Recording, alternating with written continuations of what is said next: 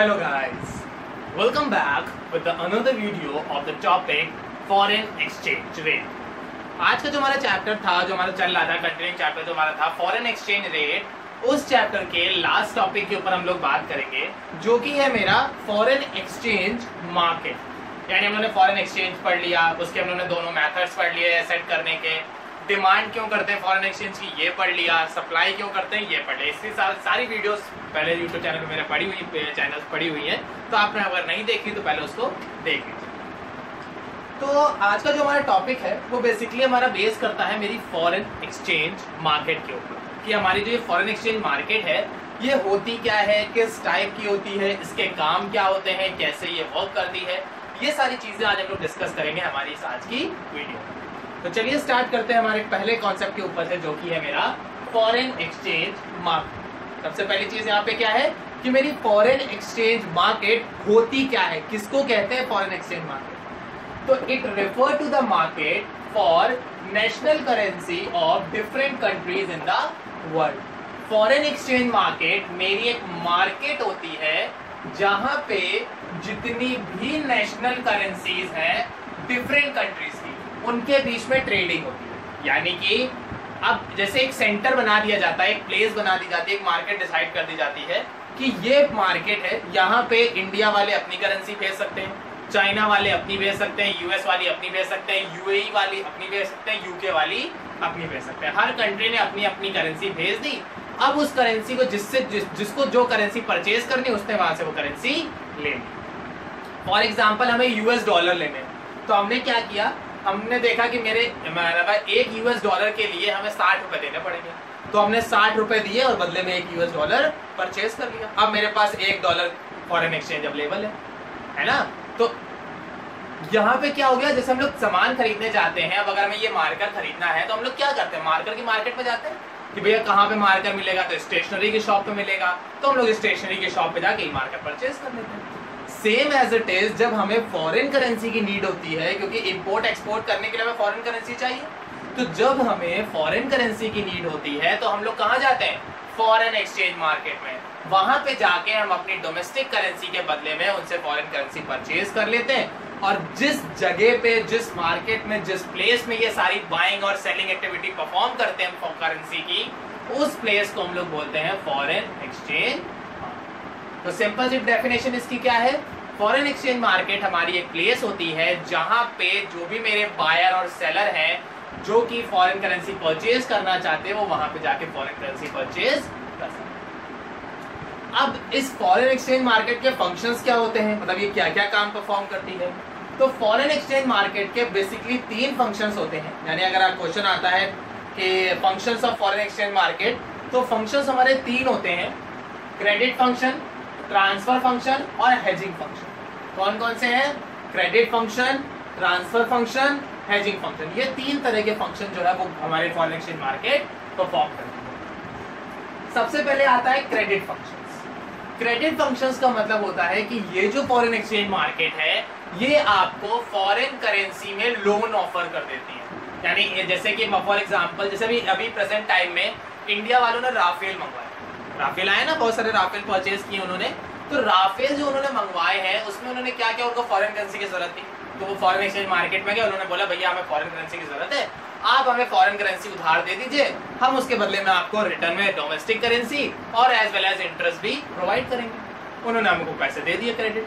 तो जिस तरह से हम लोग नॉर्मल अपनी डोमेस्टिक मार्केट में लोन लेने के लिए बैंक के पास जाते हैं, उसी तरह जब हम लोग फॉरेन ट्रेडिंग करते हैं या इंपोर्ट एंड एक्सपोर्ट करते हैं, उस टाइम पे अगर हमें लोन की जरूरत होती है तो हम कहाँ जाते हैं, फॉरेन एक्सचेंज मार्केट में जाते हैं। यानी कि उस मार्केट में जाते हैं जहां पे फॉरेन एक्सचेंज में डील किया जाता है, और वो मार्केट हमें लोन प्रोवाइड कर देती है for a certain period of time. जैसे डोमेस्टिक में अगर हमें लोन लेना होता तो कहाँ जाते हैं, फाइनेंशियल इंस्टीट्यूशन या फिर बैंक के पास जाते हैं, है ना। 2 ही जगह होती है लोन लेने के लिए, बैंक या फाइनेंशियल इंस्टीट्यूशन।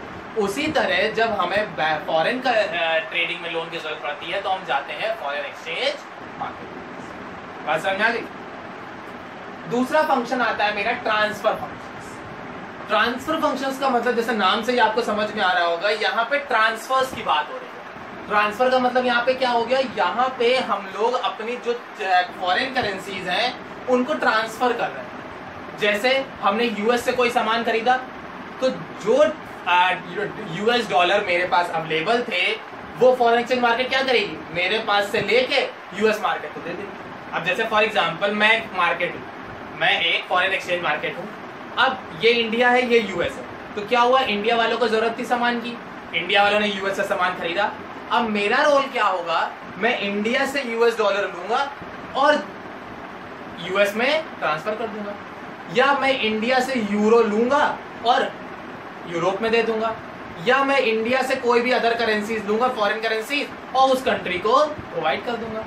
मैं यूरो ले सकता हूँ, मैं यन ले सकता हूँ, मैं जेन ले सकता हूँ, मैं यूएस डॉलर ले सकता हूँ, मैं रुपीज ले सकता हूँ, ठीक है ना, मैं कुवैत करेंसी ले सकता हूँ। तो बहुत सारे मेरे पास ऑप्शंस अवेलेबल हैं, दिरहम वगैरह यूज कर सकता हूँ, दिरहम भी एक करेंसी होती है। तो जो भी करेंसी मेरे पास अवेलेबल है फॉरेन एक्सचेंज मार्केट उसको इंडिया से लेगी और बाकी जगह पे दे देगी। या अगर यूएस करेंसी इंडिया से कुछ परचेज करना चाहती है तो वो क्या करेगी, यूएस के पास से फॉरेन करेंसी लेगी और हमें प्रोवाइड करा देगी, है ना। तो ये क्या ट्रांसफर ही तो कर रही है, एक जगह से करेंसी लेके दूसरी जगह ट्रांसफर, दूसरी जगह से लेके तीसरी जगह ट्रांसफर, तीसरी जगह से लेके चौथी जगह ट्रांसफर। तो मेरी जो मार्केट होती है उसका दूसरा काम क्या होता है, ट्रांसफर फंक्शंस परफॉर्म करना, यानी कि ये करेंसीज का जो ट्रेडिंग है वो एक जगह से दूसरी जगह पे ट्रांसफर कर देती है एज लाइक अ पेमेंट। ठीक, नेक्स्ट मेरा आता है हेजिंग फंक्शंस। हेजिंग का मतलब होता है किसी भी चीज को स्टोर करके रखना, अपने पास किसी चीज को स्टोर करके रखना कहलाता है हेजिंग या होल्डिंग। होल्डिंग कहलाता है बेसिकली, स्टोर करके रखना होल्डिंग कहलाता है। और इस होल्डिंग से अगर हम किसी रिस्क से बच सकते हैं या अपने आप को किसी रिस्क से प्रोटेक्ट करना कहलाता है हेजिंग। यानी कि फॉरेन एक्सचेंज मार्केट में जो ट्रेडिंग हो रही है या फॉरेन एक्सचेंज मार्केट में जो चेंजमेंट होता है, कभी रेट ज्यादा हो रहा है, कभी रेट कम हो रहा है, कभी बहुत ज्यादा हो रहा है, कभी बहुत कम हो रहा है, तो फॉरेन एक्सचेंज मार्केट में जो भी ये रेट कम या ज्यादा हो रहा है उस रेट से अपने आप को प्रोटेक्ट करने के लिए, उस रिस्क से अपने आप को प्रोटेक्ट करने के लिए जो मेरी फॉरेन एक्सचेंज मार्केट है वो हेजिंग फंक्शन परफॉर्म करती है। वो क्या करती है, अपने पास करेंसी स्टोर करके रख लेती है ताकि अगर बाद में रेट बढ़ते हैं, घटते हैं या कुछ भी होते हैं तो हमें उससे कोई नुकसान ना हो। ठीक, तो मेरे फॉरेन एक्सचेंज मार्केट के 3 फंक्शंस थे, क्रेडिट फंक्शन, ट्रांसफर फंक्शन और हेजिंग फंक्शन। क्रेडिट फंक्शन में वो लोन प्रोवाइड करती है, जैसे क्रेडिट फंक्शन में क्या है, क्रेडिट फंक्शन मेरा लोन के लिए है, हेजिंग फंक्शन रिस्क के लिए है, और मेरा सिंपल जो ट्रांसफर फंक्शन है वो मेरे ट्रांसफर। बात समझ में आ गई? चलो अब हम लोग बात करते हैं operation of foreign exchange market. मेरी जो ये फॉरेन एक्सचेंज मार्केट है ये काम कैसे करती है, किस तरीके से काम करती है। तो बेसिकली हमारी जो ये फॉरेन एक्सचेंज मार्केट है ये 2 तरह से वर्क करती है। मेरी जो फॉरेन एक्सचेंज मार्केट है उसको हमने 2 पार्ट्स में डिवाइड किया, स्पॉट मार्केट और फॉरवर्ड मार्केट। हमारी जो ये मार्केट है फॉरेन एक्सचेंज मार्केट इसको हमने 2 पार्ट्स में डिवाइड किया, spot market and forward market. अब पहले बात करते हैं स्पॉट मार्केट। अब स्पॉट मार्केट क्या होती है, नाम से आपको क्या समझ में आ रहा है, स्पॉट यानी ऑन द स्पॉट की बात हो रही, करेंट तुरंत की बात हो रही है कि जो भी करना है भाई अभी कर लो, बात का कोई बवाल नहीं रखेंगे, अभी पैसा है अभी ले लो, नहीं है मत लो। तो जब हम लोग ऑन द स्पॉट ट्रेडिंग की बात करते हैं या ऑन द स्पॉट सेटलमेंट की बात करते हैं या तुरंत किसी चीज की बात करते हैं तो वो मेरी कहलाती है स्पॉट मार्केट। तो it is the market which handle only spot और करेंट डायमेंशंस या ट्रांजैक्शंस। यानी कि यहाँ पे क्या है, स्पॉट मार्केट हमारी वो मार्केट होती है जो कि डील करती है मेरे करंट ट्रांजैक्शन के ऊपर। करंट ट्रांजैक्शन का मतलब क्या हो गया, जो ऑन द स्पॉट जो ट्रांजैक्शन हो रहे, जैसे हमें कोई डील करना है, हमें यूएस से कोई सामान लेना है, हमने सामान लिया भैया तुरंत पैसा दो, हमने चाइना से कोई सामान लिया तुरंत पैसे दीजिए, बात का कोई हिसाब किताब नहीं, फ्यूचर पेमेंट जैसा कुछ नहीं है, ऑन द स्पॉट डीलिंग होगी। It is of daily nature, और ये मेरे डेली नेचर को था, आज सामान खरीदा आज पैसे दे दो, कल सामान खरीदोगे कल दे देना, परसों खरीदोगे परसों दे देना। मतलब जब तुम ट्रेडिंग एक्टिविटी परफॉर्म करोगे तब तुम्हें पैसा देना पड़ेगा। तो स्पॉट मार्केट का मतलब होता है जब हम अपनी मार्केट को या हमारे ट्रांजेक्शन को सेटल करते हैं ऑन द स्पॉट बेसिस पे या डेली बेसिस पे, वो मार्केट मेरी कहलाती है ऑन द स्पॉट।